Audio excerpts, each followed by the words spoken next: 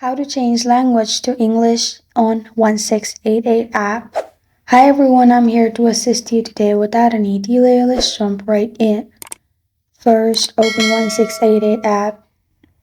And there's no one way to change language in here, so what you can do is simply take a picture of what you want to translate.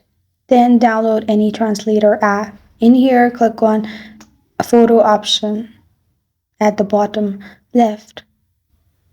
It will open all your gallery, select the picture, and it will be converted to English, as you can see on my screen. You can also take picture of a single product and translate it to your language as you want. This is how to change language to English on 1688 app. Thank you for joining me today. If this video helps you out, please leave a like and subscribe for more.